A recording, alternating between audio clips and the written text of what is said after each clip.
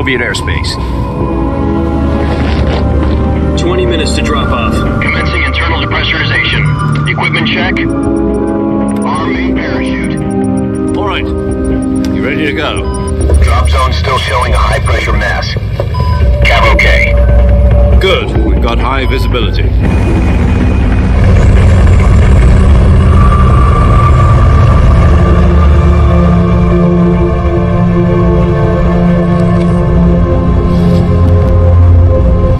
Put out that cigar. Connecting oxygen hose to interior connector. Put on your mask.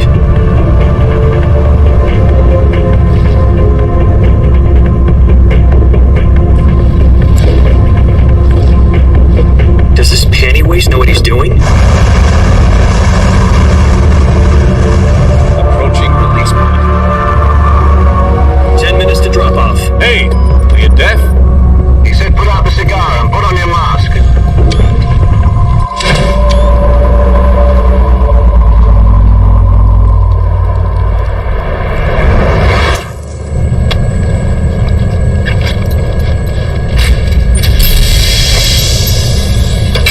Depressurization complete. Checking oxygen supply. 6 minutes to drop off. Opening rear hatch.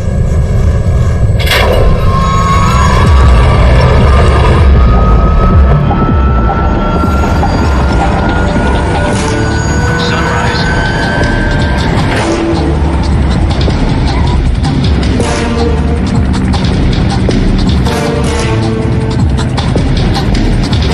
External temperature minus 46 degrees Celsius. 2 minutes to drop off. Stand up. You'll be falling at 130 miles per hour. Try not to get frostbite from the wind chill. 1 minute to drop off. Move to the rear. Activate bailout model. This is one for the history books. The world's first halo jump. 10 seconds to drop off. Stand by. Status okay. All green. Prepare for drop off. Countdown. 5, 4, 3, 2, 1. Spread your wings And fly. God be with you.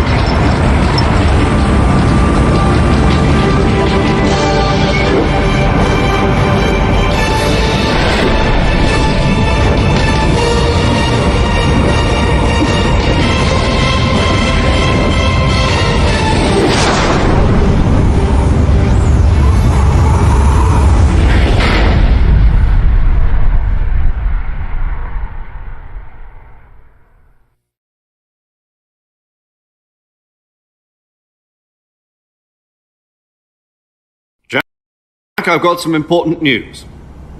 The head of the CIA has finally given us the green light for the virtuous mission. Virtual mission? No, the virtuous mission. The future of our Fox unit depends on it. If it succeeds, we'll be officially organized into a unit. Virtuous mission? Sounds like some kind of initiation ritual. Don't get cocky. This isn't a training op. Right. So what exactly is this wonderful mission? Well, about 2 years ago, a certain Soviet scientist requested asylum in the West through one of our moles. His name is Nikolai Stepanovich Sokolov. He's head of the OKB 754 Design Bureau, one of the Soviets' top-secret weapon research facilities, and the East's foremost expert on weapons development. Sokolov? Isn't he that famous rocket scientist? The very same. On April the 12th, 1961, the Soviets achieved the first manned spaceflight in history. The Earth was blue, but there was no God. Well spoken. The rocket that carried Yuri Gagarin to orbit was the A-1, known as the Vostok rocket. Sokolov is said to be the man most responsible for the multi-engine cluster used in that rocket. After Gagarin's flight, Sokolov left rocket development to become the head of the newly established Design Bureau.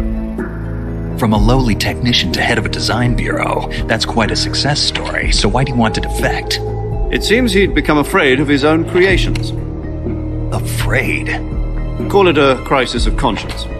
And for that, he left his country and his family behind and went over the fence? Not exactly. One of his conditions was that his family was also to be taken safely to the west. We used a mole to get the family out first and succeeded in sneaking Sokolov over the Berlin Wall shortly afterwards. I was the one who conducted the operation. The security on the eastern side was still full of holes back then. Then what? We got Sokolov over in one piece, but the whole ordeal had left him exhausted, and we checked him into a hospital in West Berlin. It took him 2 weeks and more than 600 miles to get from the research facility in the Soviet Union to Berlin. He was in no condition to say anything coherent. And it was only a week later that we had something much bigger on our hands.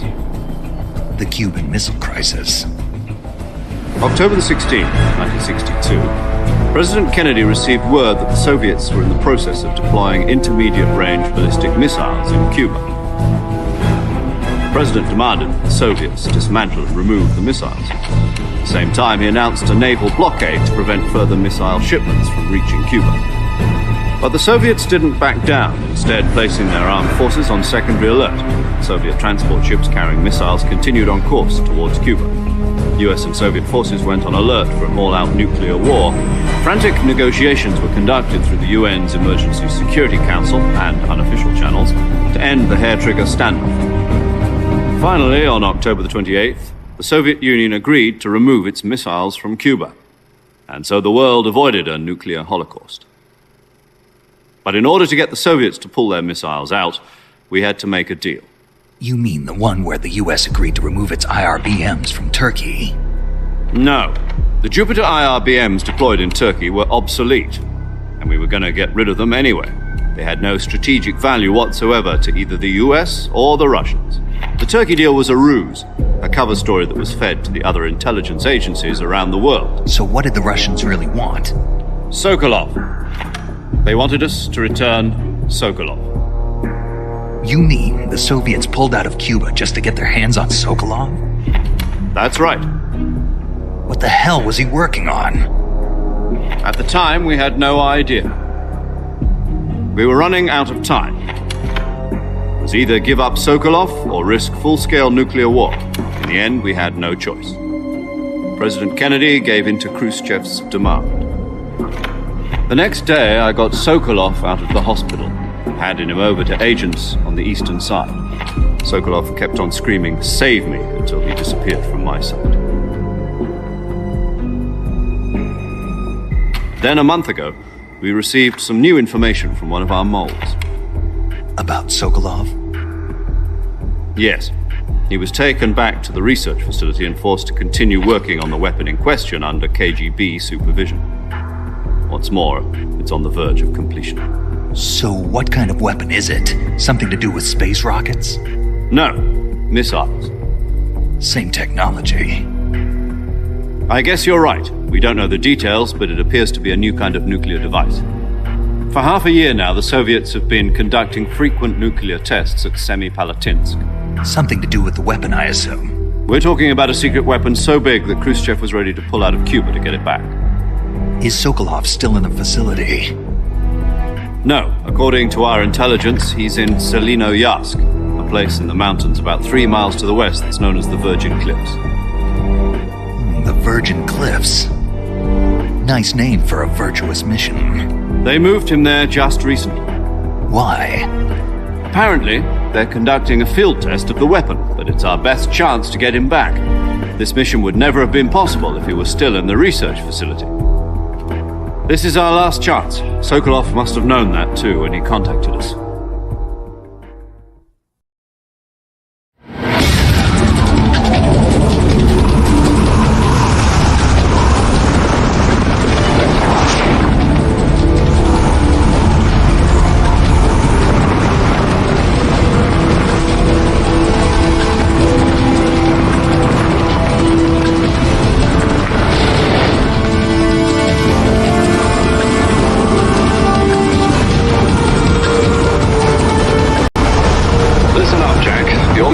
To infiltrate Selinoyarsk in the Soviet mountains, ensure the safety of Sokolov, and bring him back to the west.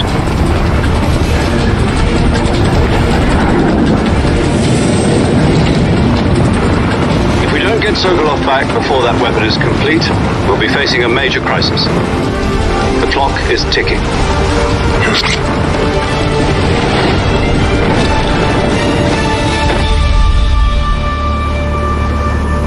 Once we've confirmed the rescue of Sokolov, stand by at the recovery point. A recovery balloon will be dropped at that point.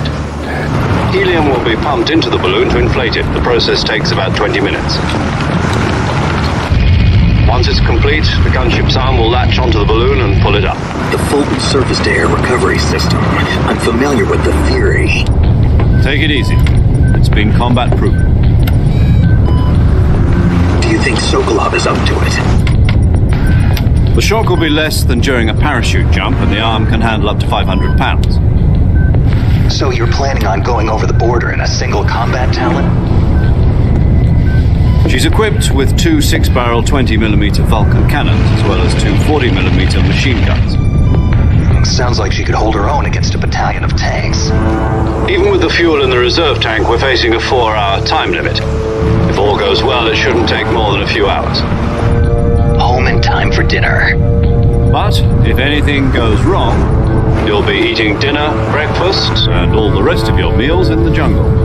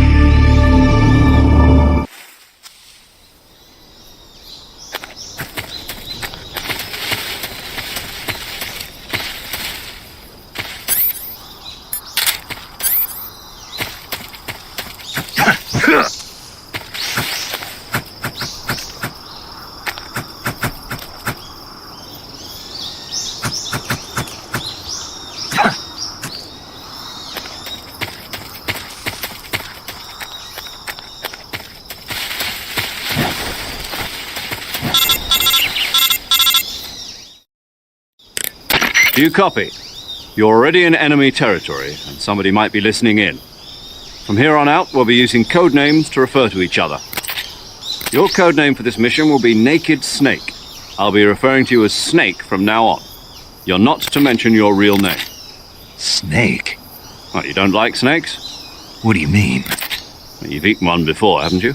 In survival training. I'm glad to hear that. I don't know if I'd ever order one in a restaurant, but... Be careful, you might not have a choice. What about you, Major? What should I call you? Let's see. I'll be Tom. Call me Major Tom. Oh, and Snake? Yeah.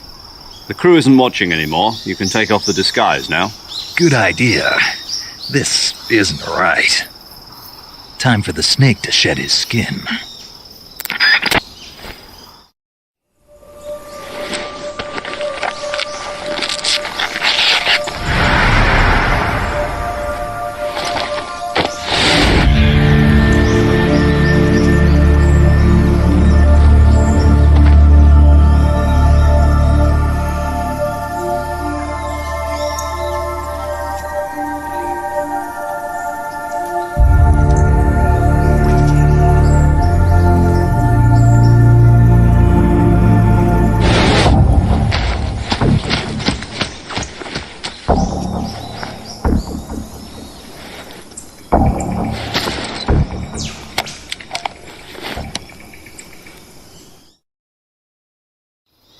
Can you hear me, Major Tom? This is Snake. Kept you waiting, huh? This will be a sneaking mission. You must not be seen by the enemy. You must leave no trace of your presence. Is that clear? This kind of infiltration is the Fox unit's speciality. In other words, weapons and equipment are procured on site. That goes for food as well. You're completely naked, just as your name implies. Great. Now I see why you asked me if I like snakes. I suppose calling me Snake was your idea of a joke, too. No, there's a good reason for that. I'll tell you later when the time is right. Gotcha. Getting back to the subject, how exactly am I supposed to feed myself? You've been issued a knife and a tranquilizer gun. Use them to hunt for food. You'll also find some medical supplies in your backpack. Yeah, about the backpack. I lost it in a tree on the way down. I see. Well, you'd better go back and get it then. You know where it is? No problem. I can see it from here. It's stuck on a branch. To climb a tree, stand in front of a tree that's covered in ivy and press the action button. I'll be monitoring your progress over the radio. We can't risk violating Soviet airspace, but I'll be in the gunship. My frequency is 140.85. I'll give you a call if I need to talk to you. If you need to talk to me, use the send function. Okay, Snake, go get your backpack.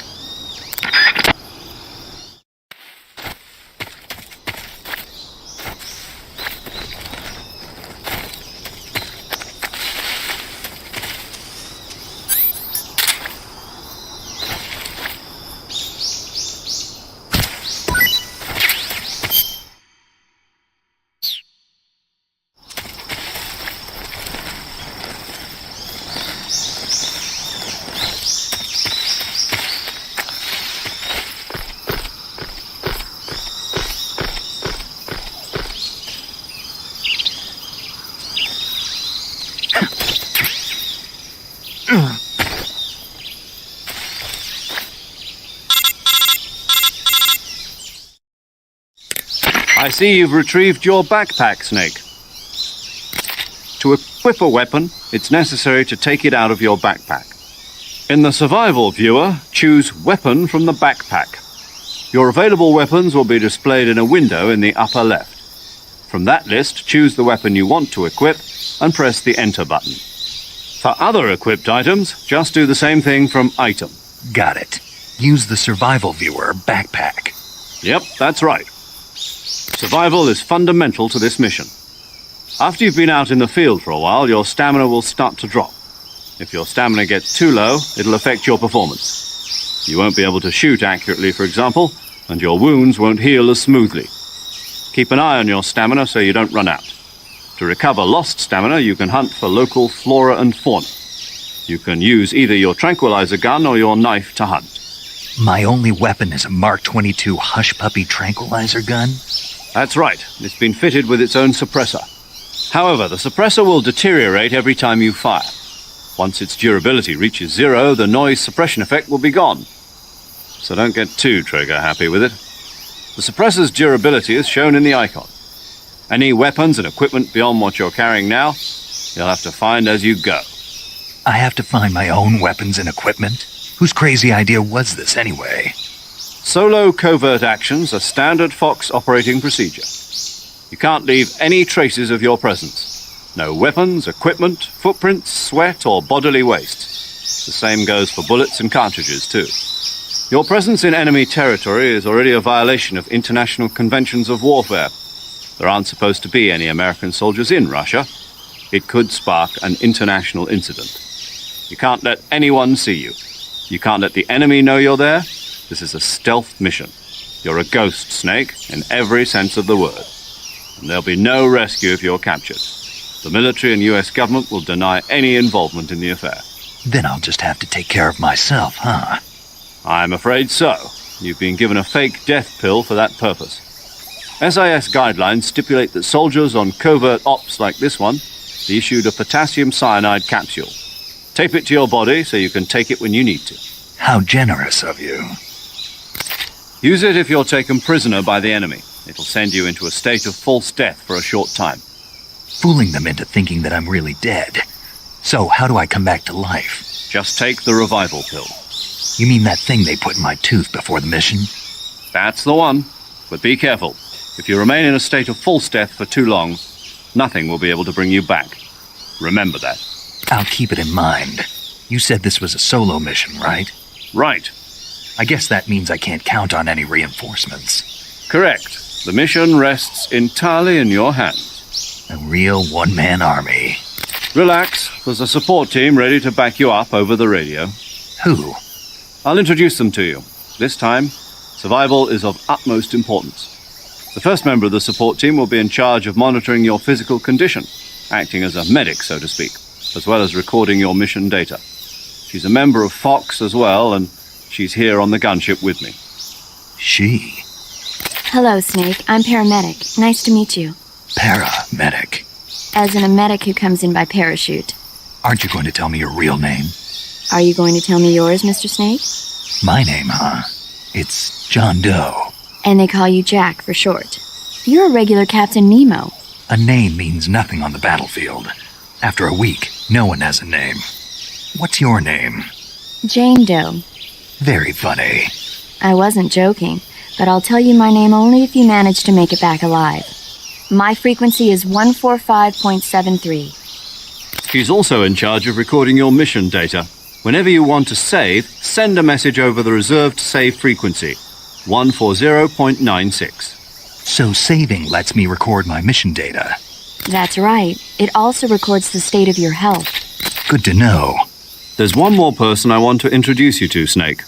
Huh? Speaking of snakes, you remember the boss, don't you? A legendary soldier and your mentor. Actually, it was the boss that got the DCI's authorization in the first place. She's going to be serving as Fox's mission advisor. The boss is? She also helped me plan this mission. She and I were at SAS together. Jack, is that you? How many years has it been? Boss? That's right. It's me. Talk to me. Let me hear your voice. It's been 5 years, 72 days, and 18 hours. You've lost weight. You can tell just by the sound of my voice. Of course I can. I know all about you. Really? Well, I don't know anything about you. What's that supposed to mean? Why'd you disappear on me all of a sudden? I was on a top secret mission. You didn't need me anymore. But there were still so many things I wanted you to teach me. No, I taught you everything you needed to know about fighting techniques. I taught you all I could. The rest you needed to learn on your own. Techniques, sure. But what about how to think like a soldier? How to think like a soldier? I can't teach you that. A soldier needs to be strong in spirit, body, and technique. And the only thing you can learn from someone else is technique. In fact, technique doesn't even matter. What's most important is spirit. Spirit and body are like two sides of a single coin. They're the same thing. I can't teach you how to think. You'll just have to figure it out for yourself. Listen to me, Jack. Just because soldiers are on the same side right now doesn't mean they always will be. Having personal feelings about your comrades is one of the worst sins you can commit. Politics determine who you face on the battlefield. And politics are a living thing. They change along with the times. Yesterday's good might be tomorrow's evil. Is that why you abandoned me? No, it had nothing to do with you. I already told you, Jack. I was on a top secret mission. A soldier has to follow whatever orders he's given. It's not his place to question why. But you're looking for a reason to fight. You're a natural-born fighter, but you're not quite a soldier. A soldier is a political tool, nothing more. That's doubly true if he's a career soldier. Right and wrong have no place in his mission. He has no enemies and no friends. Only the mission. You follow the orders you're given. That's what being a soldier is. I do whatever I have to get the job done. I don't think about politics. That's not the same thing. Sooner or later, your conscience is going to bother you. In the end, you have to choose whether you're going to live as a soldier or just another man with a gun. There's a saying in the Orient, loyalty to the end. Do you know what it means? Being patriotic. It means devoting yourself to your country. I follow the president and the top brass. I'm ready to die for them if necessary. The president and the top brass won't be there forever. Once their terms are up, others will take their place. I follow the will of the leader, no matter who's in charge. People aren't the ones who dictate the missions. Then who does? The times. People's values change over time, and so do the leaders of a country.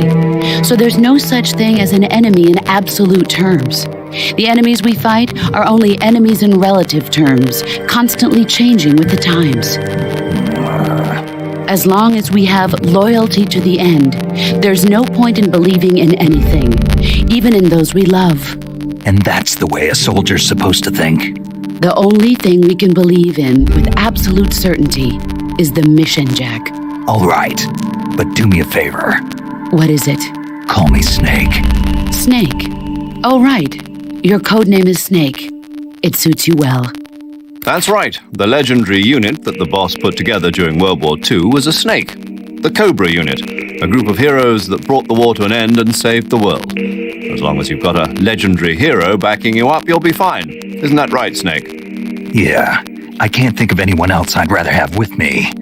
Oh, and one more thing, boss. Yes? It's good to hear your voice again. Same here. After all, who knows if either of us will make it out alive? Snake, you are always best at urban warfare and infiltrating buildings. But this is the jungle. Survival is going to be key. Those CQC techniques I taught you are sure to come in handy. CQC? Close quarters combat, huh? I've been in the Green Berets for the past few years. I'm probably pretty rusty. Not to worry. I'll be here to help you remember. After all, this is your first actual survival mission. I'll be supporting you over the radio. Where are you, boss? Next to the major? The boss is communicating with us by radio from aboard a Permit-class submarine in the Arctic Ocean. My frequency is 141.80. Call me if you need my advice on battle techniques. Gotcha. Your mission is to retrieve Dr. Sokolov.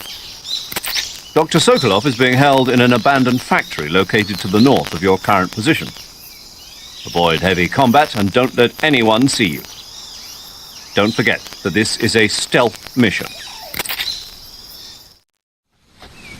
Snake, try to remember some of the basics of CQC.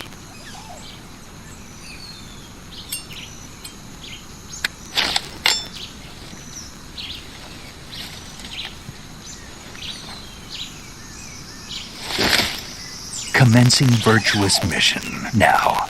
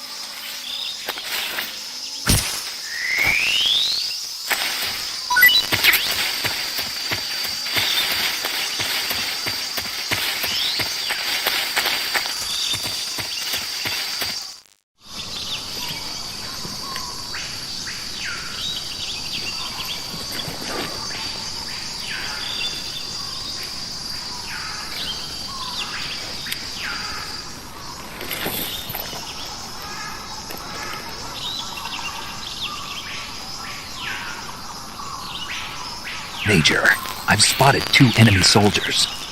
They're probably KGB troops sent to guard Sokolov. AK-47s and grenades. Snake, your presence in Soviet territory is already a violation of international law. You can't let the Kremlin find out that the CIA and the American government are involved. Contact with the enemy is strictly prohibited. Don't engage them in battle either. This is a stealth mission. Got that? The Major is right. The point of this mission is to sneak through the jungle without being seen. The success of the mission depends on how well you use your camouflage. Change your camouflage by selecting Camouflage from the Survival Viewer. The Uniform option lets you pick your uniform, while the Face option lets you change your face paint. Choosing camouflage that blends in with your surroundings will help you conceal yourself more effectively. Also, don't forget that anything that moves will stand out in the jungle. If you just stand up and run around like an idiot, you're bound to be spotted. But if you crawl instead, you should be able to sneak by without being noticed. You can see how effective your camouflage is by looking at the Camo Index. The Camo Index shows how well your current camouflage blends in with the surrounding area. The higher the value, the harder you are to spot, and vice versa. The key is to make yourself one with nature. Keep that in mind as you go along, okay?